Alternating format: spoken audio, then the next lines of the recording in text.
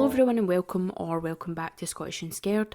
I'm Stefanie and I will be telling you some strange and unusual tales from the place I call home, Scotland. Before we get into it, I would like to ask everyone listening to send in their strange or unusual experiences. They do not have to have taken place in Scotland or even relate to it. If you have any requests for future episodes or you just fancy a wee gab, then please do not hesitate to get in touch. You can send us an email at scottishandscared@gmail.com, and you can also follow us on Instagram at scottishandscaredpod. Lastly, if you wouldn't mind, please rate, review and share the show wherever you may be listening to it.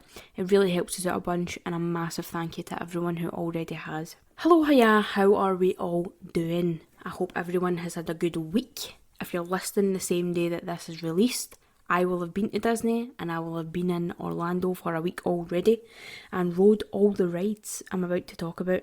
But did I survive? Maybe not. Maybe I'm talking to you from beyond the grave. Stay tuned to see if I release next week's episode. But yeah, people, I have been in Orlando for 2 weeks now. I will be on my way home as you are listening to this, and I'm sure that I had a fantastic time. Today I'm going to be talking about Disney once again, but this time I'm going to be talking about something a wee bit more serious. There is a trigger warning for this episode. It will contain discussions of death, the death of children, ride malfunctions, detailed bodily injury and suicide. So if any of those things bother you, you should probably give this one a miss and just wait to next week. So I'm not going to talk about every single incident because I would be here forever. Trust me, there is so many deaths at these parks. It is unbelievable. But I kind of just went through the list that I had and I chose the ones that stood out to me. Most of these have taken place at either Disneyland Anaheim in California or Disney World in Orlando, Florida. I am going to start with California first, so let's just get into it. There's no point in beating around the bush. On May 1964, a 15-year-old Mark Maples got in line to ride the Matterhorn at Disneyland Anaheim with his two friends.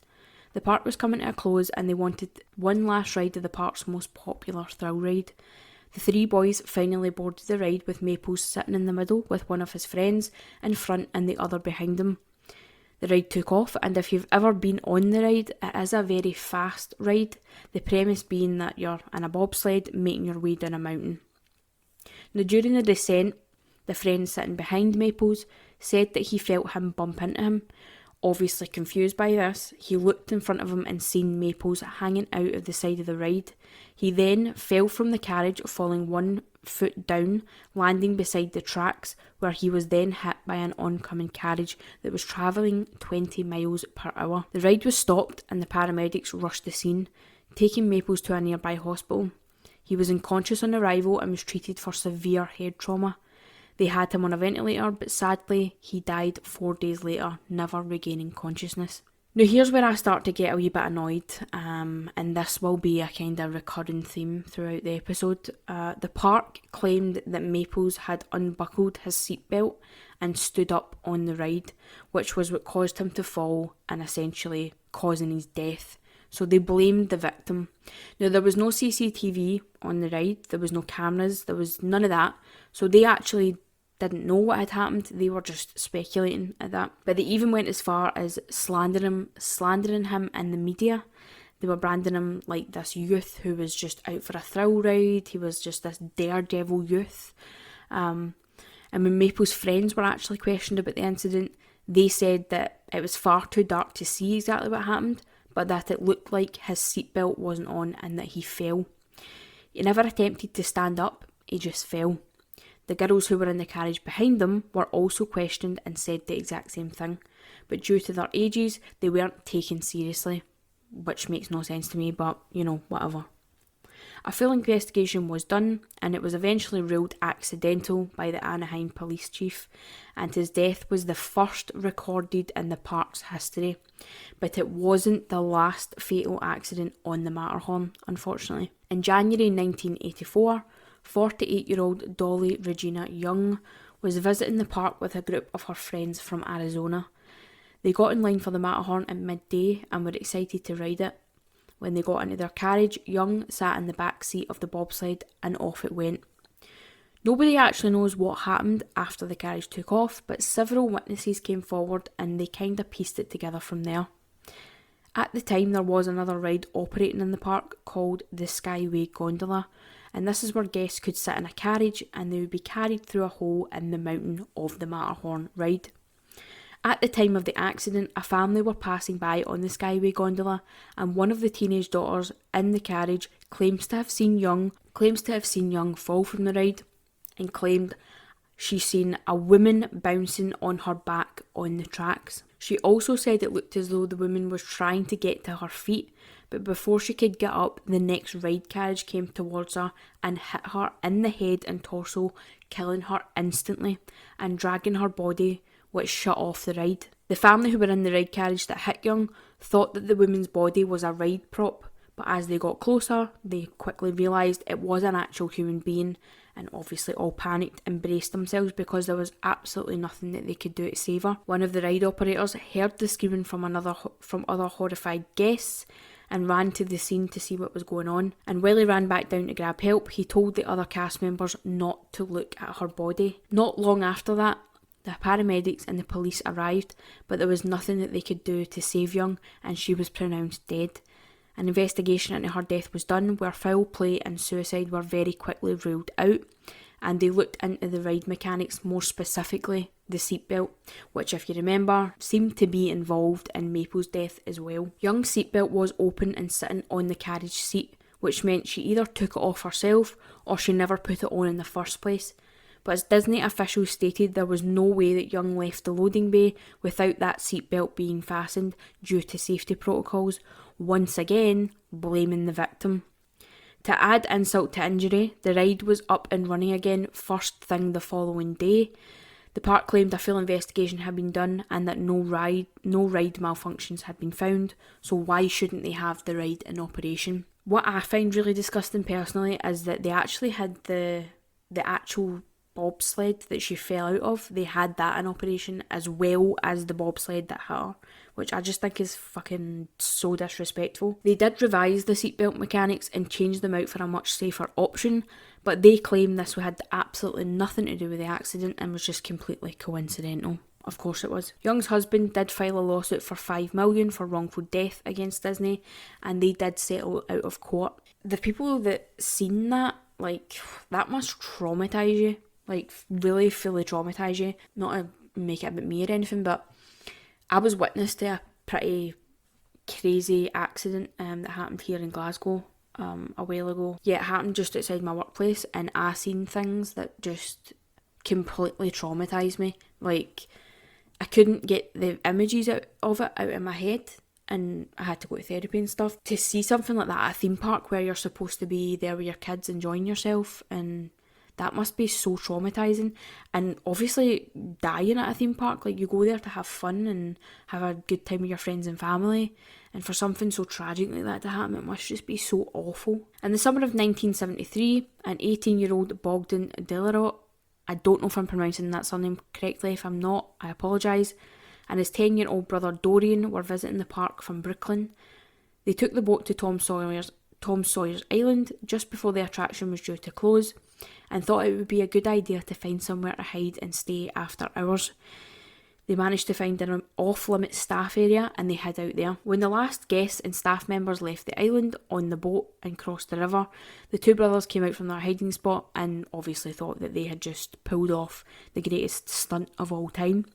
But as you can imagine, the novelty began to wear off and they eventually wanted to leave for fear of getting in trouble. But the only way for them to get back was by boat or swim. The boat wasn't going to be in operation until the following morning, and the issue with swimming was that Dorian actually couldn't swim.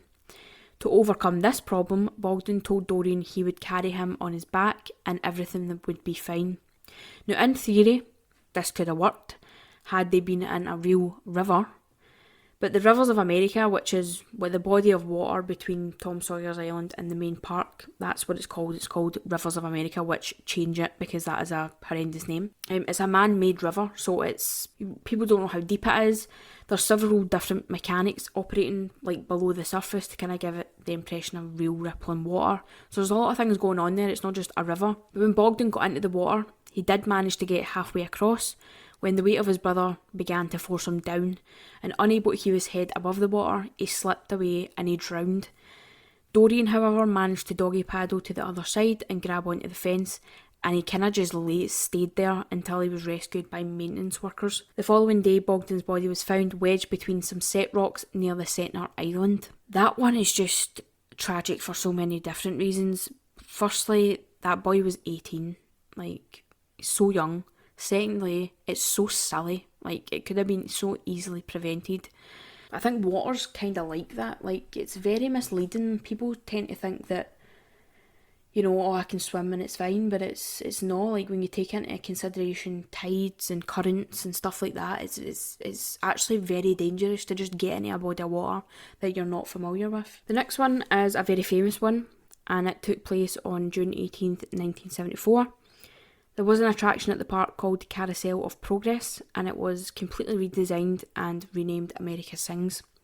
The concept of the ride was that it was a musical extravaganza celebrating the musical history of America. The ride itself had 6 moving stages with one central stage connecting them all. Now, the stages would rotate in sequence into different rooms, so it was kind of like 6 different theatres. And there was a sequence to this rotation that all cast members were kind of familiar with. But when the refurb happened, that sequence completely changed. During the show, a cast member would also be standing at the left side of each stage to kind of wave at the audience at the beginning and the end of the show, just as like a nice wee happy whatever. At 10:30pm on June 18th, Debbie Stone was coming to the end of her shift on America Sings. When the show finished, the stages were moving back to their starting positions during the interval in time for the next show, when one of the guests in an adjacent theatre heard a horrifying scream. The guest rushed to see what had happened, but ride operators were already there, and he saw that Debbie Stone had actually been crushed between the walls of the 2 theatres. There isn't a clear reason for this tragic death. It could have been a bunch of different scenarios, so it's basically just pick one. But what makes it so heartbreaking is that Debbie was such like a loved person in her community, in her school. Like, she was just one of those people that lights up a room when they walk into a room, essentially. And just before her shift that day, she had called her mum and dad and she had asked for their permission to get engaged to her long-term boyfriend, and they agreed, and they were very, very happy for her. So she went into that shift completely over the moon, happy, thinking about the rest of her life, and then obviously was involved in a very tragic accident that took her life. And that's just that. Those kind of things make me sad. There were a lot of safety measures put in place after Debbie's death to make sure that this never happened to another cast member. There were various motion lights put in place, breakaway walls were put in. The attraction was also closed for 2 days, and the stage that Debbie died on was closed for a year out of respect. So yeah, that's a sad one. In 1979, a woman named Cheryl Ann Hoffman and her family were waiting in line to ride Space Mountain. Outside of the ride were several warnings advising people with pre-existing medical conditions not to ride the ride. Cheryl was one of those people who had pre-existing medical conditions, but she was on holiday, she was enjoying herself, and she got on the ride. As the ride carriage set off, Cheryl became very ill. So ill that when the carriage pulled into the unloading bay, she wasn't able to get off the ride. Instead of helping the poor woman off the ride, she was sent around the ride one more time and was fully unconscious at this point. But when she pulled back into the unloading bay, but this time cast members were able to get her out of the ride carriage and get her to a hospital. While at the hospital, Cheryl fell into a coma, and after a week she died. An autopsy discovered that Cheryl had a tumour in her heart, and the jumping around on the ride dislodged it, causing it to travel to her brain and then killed her. A wrongful death suit was filed by Cheryl's family against the park, but it was thrown out due to Cheryl not following medical advice. Which, this is a conflicting one for me, because I have several medical conditions. I suffer from an autoimmune disease, which has on a list the long as my arm, symptoms. And some of those symptoms are on, you know how those boards you see before you go into rides, and it's like if you have a bad back, if you're pregnant, all these different things, don't ride. A few of mine are on there, but they're very minor things. They're not like fatal things. But then you read something like that and you're like, should I genuinely be not riding that ride? Should I be very vigilant in these things? Because I have went on every ride in a theme park and nothing bad has happened to me, but it just made me think, should those, like, really should those be taken very, very seriously? Obviously they're there for a reason. It is for the park's liability if something does happen to you on the ride. Yeah, it just got me thinking a wee bit, that one. Now, the last one from Disneyland, and the reason I'm telling you this one is because I had an experience on the same ride, which I'll tell you about once I've finished telling you about this horrible story. But in 2000, 23-year-old Christina Moreno was at the park with friends, and after riding Indiana Jones Adventure, complained of severe headaches and the feeling that her head was rolling around. Thinking nothing of it, they went home to their hotel for the night, where Christina became very ill and was taken to a nearby hospital. They carried out various tests and they found that she actually had a brain hemorrhage. She dropped out of consciousness and had to be taken back to Spain via air ambulance, but she never woke up and she died in September of that year. So again, another very tragic, crazy thing. Like, what are the chances of that happening to somebody? But the reason I picked this one was because that ride, that Indiana Jones ride, I've actually been on that ride, and my head got through about so bad on that ride that when I came off, I'd actually ruptured my eardrum, and I couldn't get it like properly seen to till I came back to Scotland to my own doctor, and I have ruptured my eardrum in my left ear, and I have permanent chronic tinnitus. Is that how you say that? Tinnitus? So I just have a constant ringing in my left ear, like at all times. It doesn't matter what I do, it doesn't matter, it's just constantly there. And it was from riding that ride. It's brutal. It's honestly horrible. Your head gets through a bit so bad, and it's like the bits that's meant to be there to protect your head are very, very hard. They're made of a really sturdy material. So yeah, I ruptured my left eardrum. So when I read that, I was kind of like, phew. Now this is one that was very wildly covered in the media. I actually remember seeing this on the news here in Scotland, although it wasn't really well covered, so it was very confusing, the whole thing. In June of 2016, a family who were vacationing at the Grand Floridian Resort were sitting outside enjoying an open-air movie at the hotel. Both their 2-year-old son and their 4-year-old daughter were playing by the shoreline at the resort's lake. There were signs around the lake warning not to swim or play in the water, but the kids were wading. They only had their ankles in, they were just having fun. Out of nowhere, the parents heard a splashing sound, and when they went to investigate, they found their 2-year-old son being dragged into the water by an alligator. The father did try to rescue his son and wrestled with the alligator, but he was just unable to get it to let go, and it slipped into the lake with the wee boy.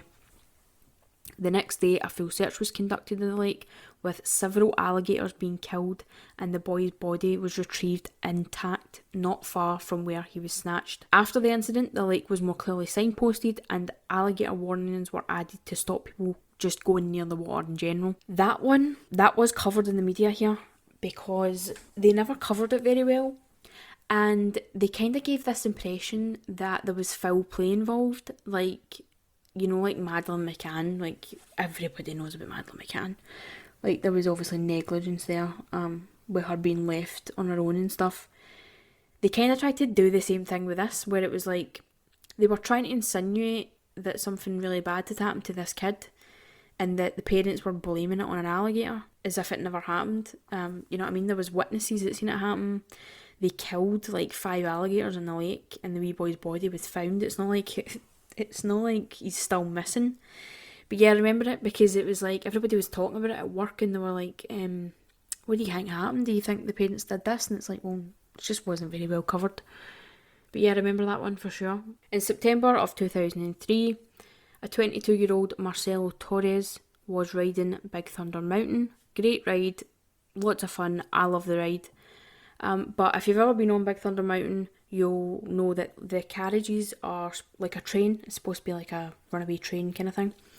And Marcelo was actually in the front carriage, which in front of him is the front of the train. So it's like an old school steam train kind of thing. But during the ride became very unstable, and that cart that was in front of him came off the rails. And when it came off the rails, it hit the tunnel just above them.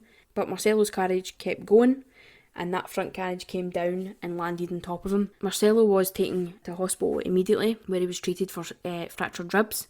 Unfortunately, his fractured ribs had punctured his lungs, and he bled out. He died later of these injuries. A full investigation was of course carried out, and it was found to be a mechanical failure with the train, which obviously caused it to come off the rails and hit the tunnel. The only difference in this one is a court ruled that Disney was at fault and that the park had failed to maintain the vehicles to the proper standard and that the appropriate safety measures had not been installed.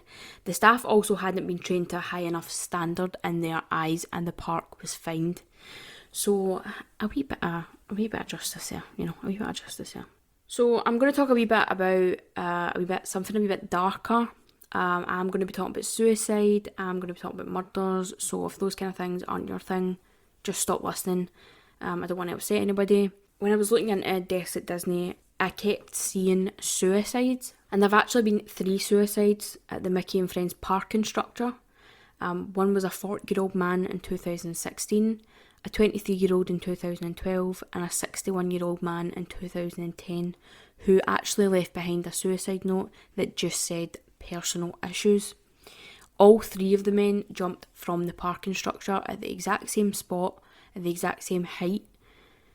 And it's the same with the Disneyland. It's the same with the Disneyland Hotel. There have been 3 suicides there. One man in 1994 who was 75 years old, a 23-year-old man in 1996, and a 48-year-old man in 2008.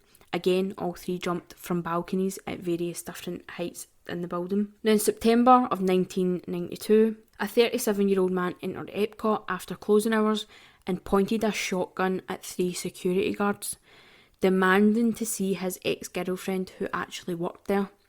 He fired 4 blasts at the guards and took 2 guards hostage in a restroom near the Journey into Imagination Pavilion.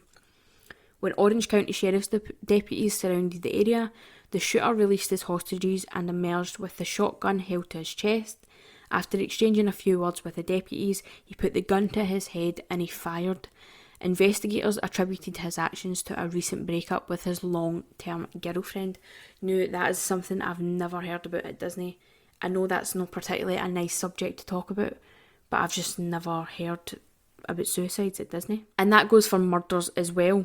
But in March 1987, a 15-year-old boy was fatally shot in the Disneyland parking lot. The incident began as a confrontation between rival gang members before escalating into a very serious fight. An 18-year-old was convicted of second-degree murder, but the conviction was subsequently overturned by a state court. Now, in March 1981, an 18-year-old man was fatally stabbed with a knife during a fight with a 28-year-old man after the victim supposedly pinched the man's girlfriend in Tomorrowland. His family sued the park for $60 million and Disney settled for $600,000 due to negligence for not summoning outside medical help quicker. First of all, how did somebody get a knife into Disneyland? Because, again, if you've been to Disneyland, you'll know you have to go through metal detectors, you have to do all this stuff, you have to put your bag on the thing that goes for the x-ray machine. So how did somebody get a knife into Disneyland? That's insane. Now, that is all I'm going to talk about for today. I do have a lot more that I could tell you about. I have a list of deaths that have happened at these parks. I just don't want to talk about too many of them all in one go because it's very, very sad and it's quite depressing, honestly. I don't want to feel like I'm shitting on Disney either. That's not what I'm trying to do. I'm just talking about things that I find fascinating and I'm trying to be as respectful as possible doing that. But yeah, let me know how you feel about that. This isn't me being biased either, because when I looked into this specific thing, I was honestly gobsmacked by how many people have died at Disney. I wasn't aware that many people had died and that had suffered so many literal life-changing injuries. When I was doing that, I did check other theme parks like Universal and stuff like that just to see if the death rate is the same, and it is nowhere near what it is at Disney. Now, given Disney is a lot older, it's a lot bigger, it has a lot more locations and stuff. But yeah, I was astounded by how many people have died at Disney that you never hear about, really. But yes, I'm going to stop talking now and I'm going to go and watch something happy because that's thoroughly depressed me. I hope that everyone enjoyed it. Please let me know how you feel about it. You can let me know if you'd like me to do a part 2. I do have a lot more that I could talk about. And yeah, I hope everyone has a nice week. I'll see you all in the next one. Stay weird, stay scared. Bye, folks.